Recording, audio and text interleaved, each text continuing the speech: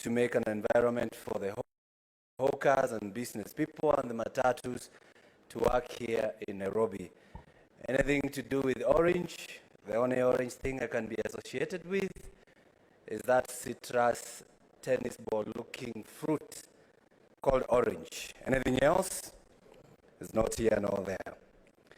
Mr. Speaker, as I support the second reading of this proposal,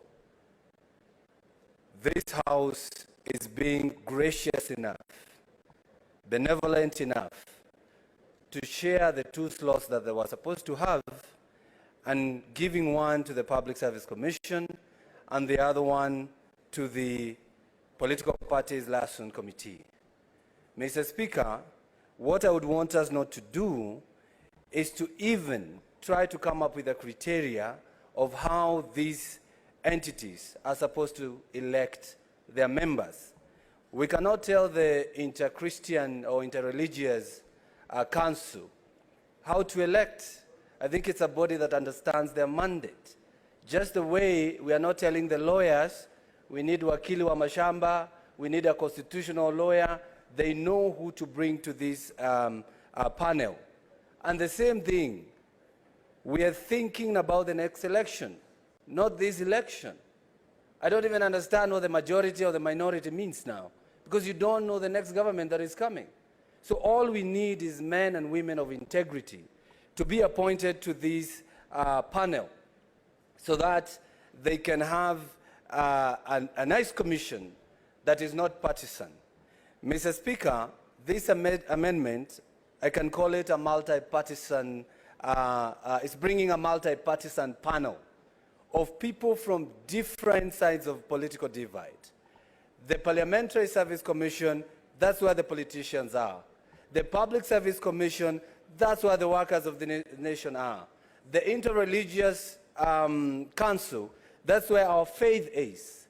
The Law Society of Kenya, that's where the learned friends are. And of course, when it comes to the political parties, Mr. Speaker, and that's why without anticipating debate, I wouldn't be supporting the amendment that will be coming, because, Mr. Speaker, you cannot tell the political parties liaison committee to select the majority and the minority parties there. What about the smallest parties, Mr. Speaker? The Tujibebes of this world, Tujiweke and all those parties, Mr. Speaker. We need them also to vote and have a voice. Because if you say the majority people, I always say here in this assembly, Mr. Speaker, in this Senate, Mr. Speaker, I have the majority votes in this Senate from the Kenya Kwanza side. Honorable Sifuna, the majority votes from the Azimio side. But you only have one vote. Otherwise, if you want them to bring somebody here so that the majority can be voting, then I should have 3 or 4 votes in this Senate, Mr. Speaker. One man, one vote. So that one should be kept in their mind when they're selecting their members. Mr. Speaker, I'm happy when I see my good friend, Senator Osotsi, talking about the formation of the Commission of Inquiry. Mr. Speaker, the government is going to do that. The government is going to do that. You know, we formed a formation of inquiry of the Cherera 4, and they advised them to resign, not to speak to this inquiry. Now they're asking for the inquiry, Mr. Speaker. That inquiry will come because we want to make sure that this country will have the best election that will be emulated by other nations. And Mr. Speaker, we'll be bringing more amendments.